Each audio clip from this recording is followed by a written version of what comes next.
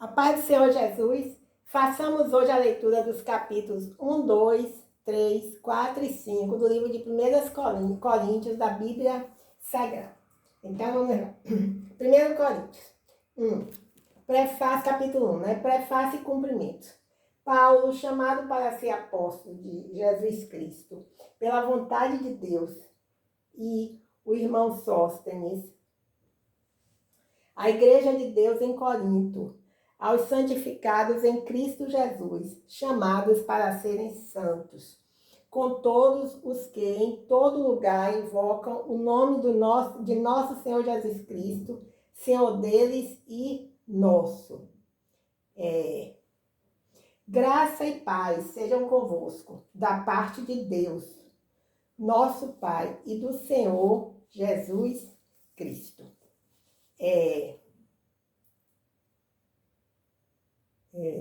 Sempre dou graças a Deus por vós, pela graça de Deus que vos foi dada em Cristo Jesus. Pois em tudo foste enriquecidos nele, e em toda palavra e em todo conhecimento, porque o testemunho de Cristo foi confirmado entre vós, de modo que não vos falta nenhum dom, enquanto aguardais a revelação de nosso Senhor Jesus Cristo. Ele também vos firmará até o fim, para seres irrepreensíveis no dia de nosso Senhor Jesus Cristo. Fiel é Deus, por quem fostes chamados para a comunhão de seu Filho Jesus Cristo, nosso Senhor. As divisões na igreja de Corinto.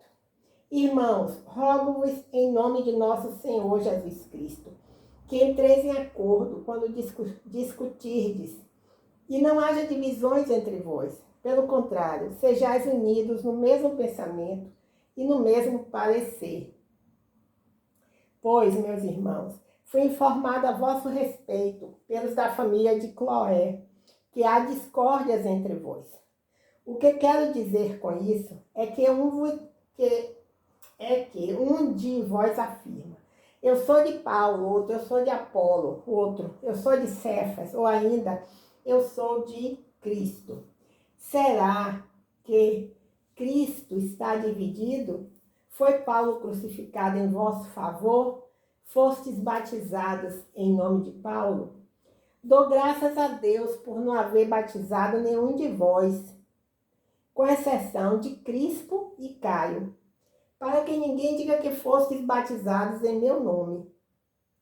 É verdade que batizei também a família de Estéfanas. Além desses, não sei se batizei outra pessoa, porque Cristo não me enviou para batizar, mas para pregar o Evangelho, não por sabedoria de palavras, mas para não esvaziar o significado da cruz de Cristo. Glória a Deus, aleluia. Pois a palavra da cruz é insensatez para os que estão perecendo, mas para nós que estamos sendo salvos é o poder de Deus. Pois está escrito: destruirei a sabedoria dos sábios e anularei a inteligência dos inteligentes. Onde está o sábio? Onde está o instruído? Onde está o questionador desta era? Por acaso Deus não tornou absurda a lógica deste mundo? Glória a Deus, aleluia. Visto que, na sabedoria de Deus, o mundo, por sua própria sabedoria, não conheceu. Foi do agrado de Deus salvar os que creem por meio do absurdo da pregação. Pois, enquanto os judeus pedem sinais e os gregos buscam sabedoria, nós pregamos Cristo crucificado, que é motivo de escândalo para os judeus e absurdo para os gentios. Mas, para os que foram chamados, tanto judeus como gregos, Cristo é poder de Deus e sabedoria de Deus. Porque o absurdo de Deus é mais lógico que os homens, e a fraqueza de Deus é mais forte que os homens. Irmãos, observai o vosso chamado.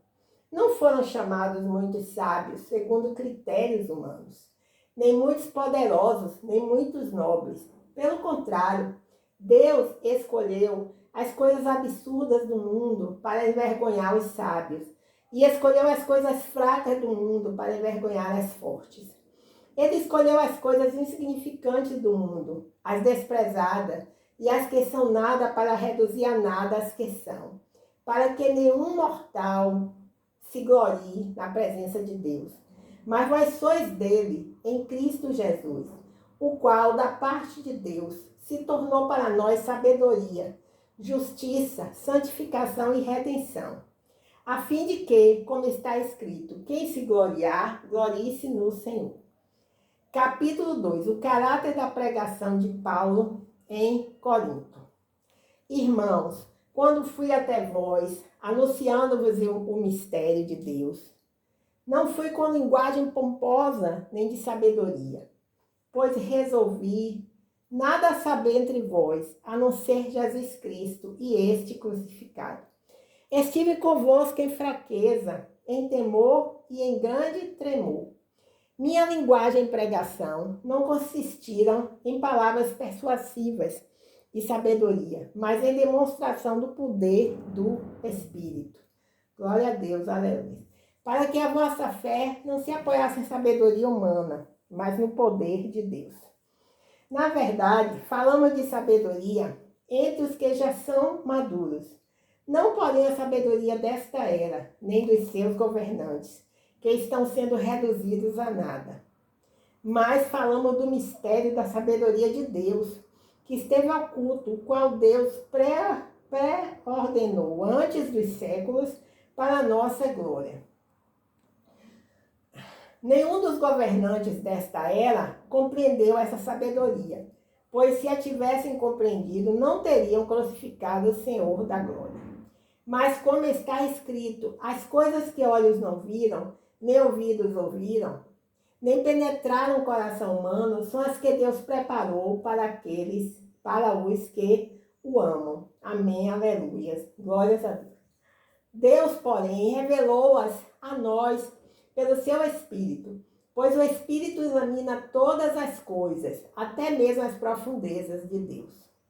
Pois quem conhece as coisas do homem, senão o Espírito do homem que está nele? Assim também ninguém conhece as coisas de Deus, a não ser o Espírito de Deus.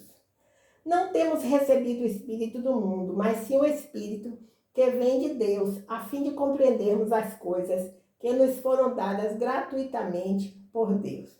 Também falamos dessas coisas, não com palavras ensinadas pela sabedoria humana, mas com palavras ensinadas pelo Espírito Santo, comparando coisas espirituais com espirituais. O homem natural não aceita as coisas do Espírito de Deus, pois lhes são absurdas, e não pode entendê-las, pois se compreendem espiritualmente. Mas aquele que é espiritual compreende todas as coisas, ao passo que ele mesmo não é compreendido por ninguém. Pois quem jamais conheceu a mente do Senhor, para que possa instruí-lo? Mas nós temos a mente de Cristo. Aleluias, glórias a Deus. Aleluias, glórias a Deus. Façamos agora a leitura do capítulo 3, do livro de 1 Coríntios, da Bíblia Sagrada. O espírito mundano causa divisões na igreja. Irmãos, não vos pude falar como a pessoas espirituais, mas como a pessoas carnais, como as crianças em Cristo. O que vos dei para beber foi leite, e não alimento sólido, pois não podias recebê-lo, nem mesmo agora podeis. Porque ainda sois carnais, visto que há inveja e discórdia entre vós. Por acaso não estáis sendo carnais, vivendo segundo padrões puramente humanos? Pois quando alguém diz, eu sou de Paulo, e outro, eu sou de Apolo, não estáis agindo segundo padrões puramente humanos? Quem é Apolo? E quem é Paulo? São apenas servos, por meio de quem crestes, conforme o Senhor concedeu a cada um. Eu plantei, Apolo regou, mas foi Deus quem deu o crescimento. De modo que nem o que planta, nem o que rega são coisa alguma, mas sim Deus que dá o crescimento. O que planta e o que rega trabalham com o mesmo propósito, e cada um receberá sua recompensa segundo o seu trabalho. Porque somos cooperadores de Deus, e dele sois lavoura e edifício.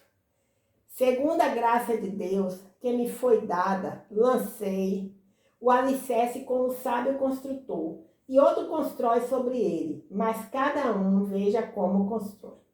Porque ninguém pode lançar outro alicerce, além do que já está posto, o qual é Jesus Cristo. E se o que alguém constrói sobre esse alicerce é ouro, prata, pedra preciosa, madeira, feno ou palha, a obra de cada um se manifestará. Pois aquele dia demonstrará, porque será revelada pelo fogo, e o fogo testará a obra de cada um. Glória a Deus, aleluia. Se a obra que alguém construir permanecer, este receberá a recompensa.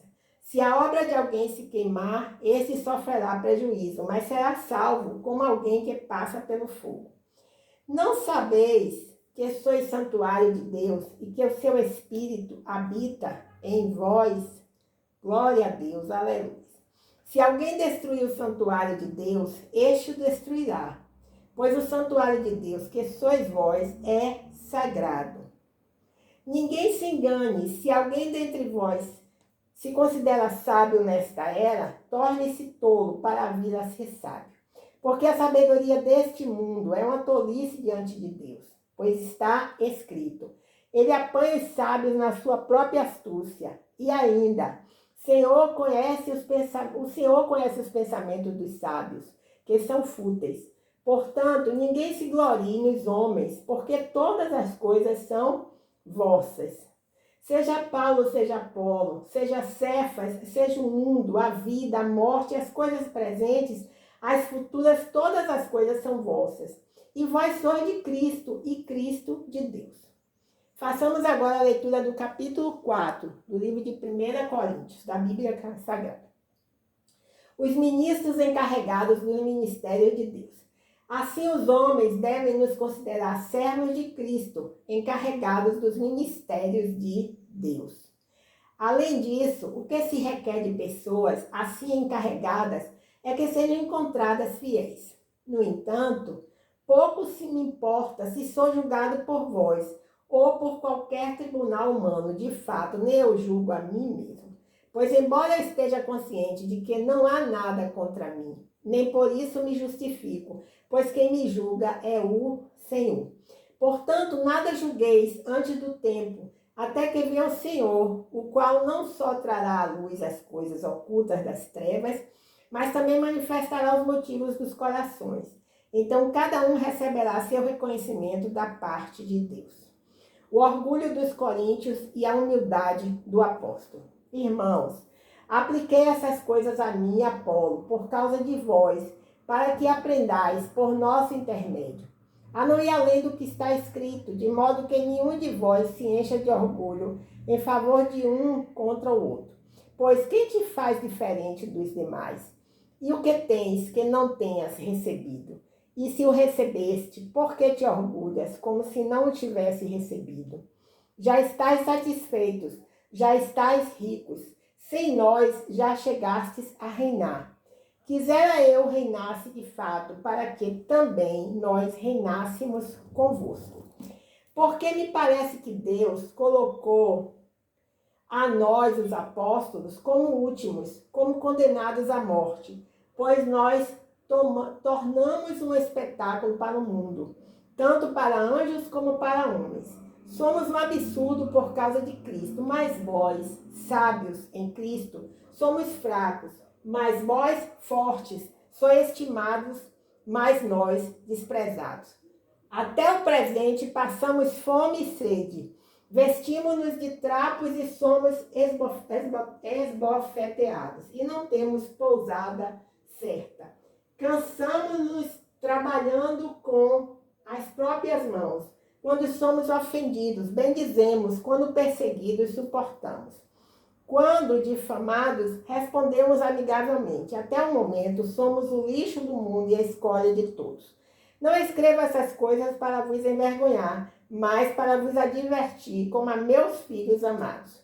Porque ainda que tenhais 10.000 instrutores em Cristo, não terias, contudo, muitos pais, pois pelo Evangelho eu mesmo vos gerei em Cristo Jesus. Portanto, rogo-vos que sejais meus imitadores.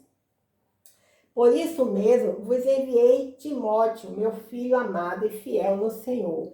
Ele vos fará lembrar do meu modo de vida em Cristo, como por toda parte eu ensino em cada igreja. Mas alguns andam cheios de arrogância, como se eu não fosse mais visitar-vos. Em breve, porém, venho visitar-vos, se o Senhor quiser. E então descobrirei não só o que falam os que andam cheios de arrogância, mas também o poder que possuem. Porque o reino de Deus não consiste em palavras, mas em poder. O que desejais? Devo ir visitar-vos com disciplina ou com amor e gentileza? A impureza na igreja de Corinto. Esse é o capítulo 5 do livro de 1 Coríntios da Bíblia Sagrada. De fato, ouve-se que há imoralidade entre vós, imoralidade do tipo que nem mesmo entre os gentios se vê, a ponto de alguém manter relações sexuais com a mulher de seu pai. E estáis cheios de arrogância. Não devias, pelo contrário, lamentar e expulsar do vosso meio quem cometeu isso. Embora eu esteja ausente fisicamente, estou presente em espírito. E já julguei quem fez isso, como se estivesse presente.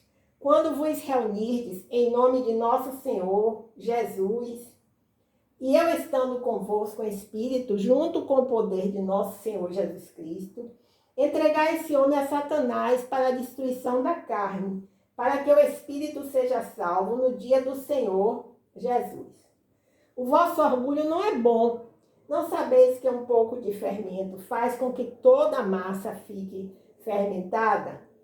Removei o fermento velho, para que sejais massa nova sem fermento. Assim como de fato sois, porque Cristo, nosso Cordeiro da Páscoa, já foi sacrificado.